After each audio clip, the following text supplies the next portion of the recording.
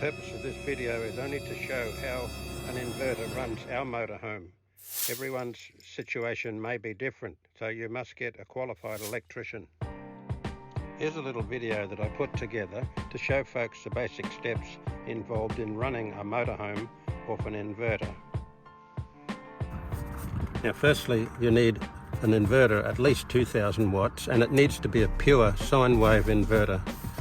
The other thing is you need good batteries, otherwise you'll keep flattening them. Anyway, that's another issue, but let's look at the situation. Here we have a three-way switch.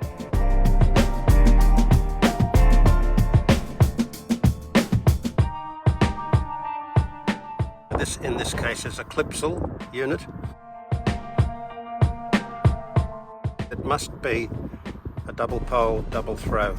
Okay, so that means that when the switch switches a circuit on, it switches the active and the neutral. That's the only way it should be.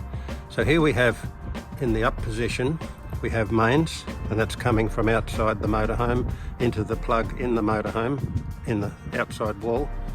And here we have, just imagine the motorhome looking for power. You know, it's looking for all of its power points. They're looking for a source of power. And in the bottom position, we've got the inverter, which is going to supply that power, okay? So in this position, it's all off. I'm going to turn the switches up to that position so that the motorhome will see the mains power, okay? There it is, everything is now running on mains. This one is inverter is doing nothing, so there's no chance that the output of the inverter can possibly get into the mains circuit, right? So in that position, the RCD, or the safety switch on the right, it will activate if there's ever any fault develops. Now the overarching thing is you must have a mains switch anyway, and you must have an RCD for your mains. That will come with your motorhome, so that's pretty right, but that's an overarching safety feature. Now coming back to our switch situation, at the moment now the motorhome is running on mains. I'll turn it off. Motorhome is running on nothing. It's there, got nothing, no source of power. So I'm going to switch it now down to the inverter. When I do that, it will run on the inverter. So that'll be all of the whole motorhome. Now here's some problems you're going to have with that, because the fridge will seek, if you've got the automatic AES one, it will seek power and it'll switch suddenly to your inverter.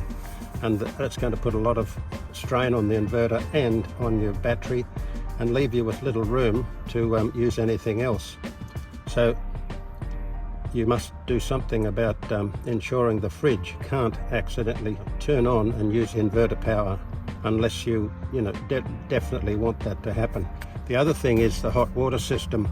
You need to also switch off the hot water system at the plug under the cupboard, wherever it is. Pull the lead out so that when you're bringing your motorhome down to the inverter position, you can't accidentally flatten the batteries or overload the inverter by using the fridge or the hot water system.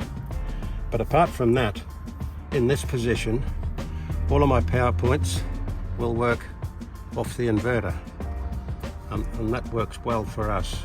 We know our limits. We can also run the aircon, but we wouldn't use the electric jug and an aircon. So you've just got to be sensible about it. There's no foolproof way, but you need to have something in this line, the three-way switch. Okay, I hope that's been of some help. Just another little tip before I go. Everyone should have one of these things or similar.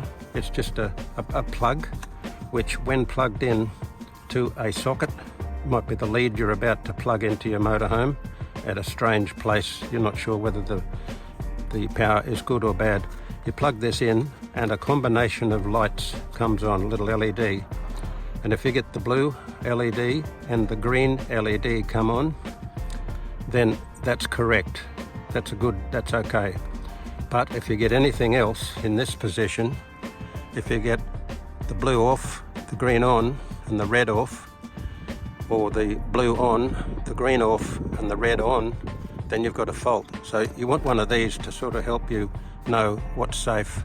It detects incorrect or faulty wiring, and the LED lights illuminate in various combinations to show you what's correct. Okay, I hope that's been of some help to you all. Thanks for watching. Before we begin, don't forget to hit that subscribe button, like the video, and leave a comment below.